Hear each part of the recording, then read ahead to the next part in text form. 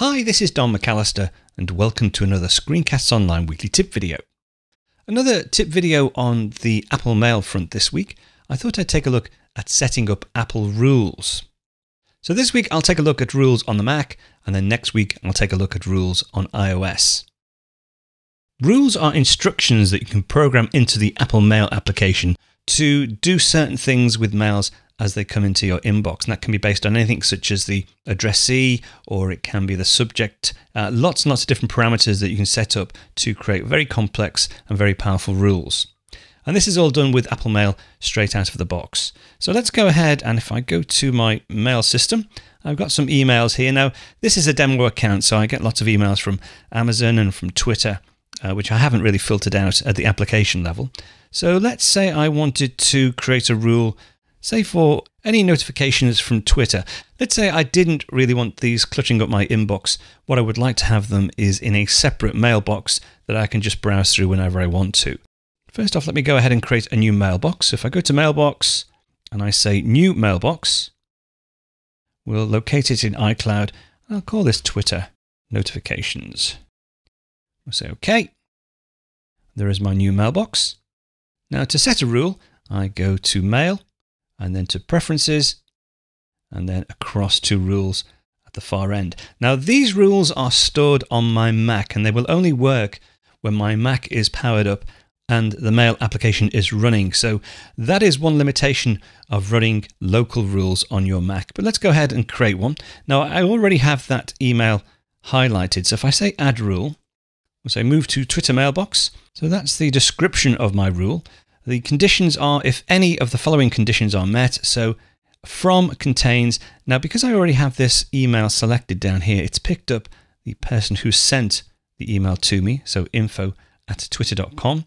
I could change this. I could say if it was addressed to somebody, if it was CC to somebody, elements of the subject, and lots and lots and lots of different conditions here as well. But we'll leave it as from. Contains, does not contain, begins with, ends with, is equal to, and then the email address here, which I could overtype or edit if I wanted to. If I want to add some additional conditions, just hit this plus, and then I can go back in again and create a different rule. But we'll leave it as just from contains info@twitter.com. Now, once the conditions are met, these are the actions that will be performed. So again, lots of options. So move message, copy message, set the color of the message, play a sound, bounce the icon in the dock. Lots and lots. We can even reply to messages automatically, forward them to different email addresses or redirect them, delete them, mark as read, etc. So what I'm going to do is well, first off, I'm going to say mark as read, and then I'm going to hit plus, and I'm going to move the message to mailbox, select the mailbox. There we go. There's the new mailbox I just created, Twitter Notifications. And we'll say OK. Now I can apply the rules to messages in the currently selected mailbox.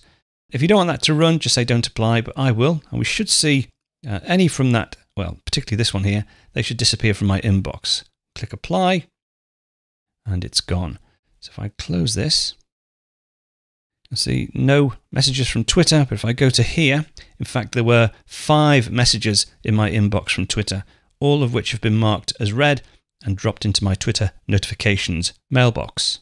Let's do one more example. Let's create another mailbox. We'll say new mailbox.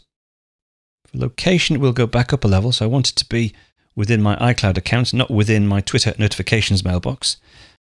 We'll call this Sent to Don. We'll say OK. Now the scenario might be that we're getting emails in that you want to keep a copy of, but also you want to send it to somebody else as well, based on, let's say, something in the subject. Let's say this Backblaze daily storage cap. Now this looks like it's an alert email. It's to do with the Backblaze account I set up for the Synology demonstration. But rather than forward these each time to my other email account, it would be nice to have a rule that would mark this as read, move it to my Sent to Don mailbox, but also forward it to my don@ScreenCastsOnline.com account as well. So to do that, again, back to Mail Preferences, we'll say Add Rule. We'll say Sent to Don. Rather than from this time, let's say Subject Contains, and you can see the subject has already been pasted in here. So let's leave it at that. So when the storage cap reaches 100%, So fairly critical level. No other conditions, that's fine. We will move the message to sent to Don, and we will also forward the message to don@screencastsonline.com. We can also add a message in as well, text to include. This has been forwarded from the SCO demo mailbox. We'll say OK. Let's do one more thing as well. Let's add a plus. Let's make sure they're marked as read, so we don't get badges here to show the unread mail items. But that looks good, so we'll say OK. We will apply in this case. Right, so it's disappeared from my inbox. Close that down. We should see it in here. Yep. And any new mail items with the same subject will also now be transferred into this mailbox and be forwarded to the address that I put in the rule. Now, as I mentioned before, this is fine if you have your Mac on permanently and you're running mail permanently. The rules will be applied. But these rules are on a machine by machine basis. They don't get synchronized. They also don't get synchronized to your iOS devices. So in next week's tip, I'll show you how to set up server level rules that will allow you to not worry about having mail running, but also allow rules to apply to mail being sent to your iOS devices, as well as your Macs.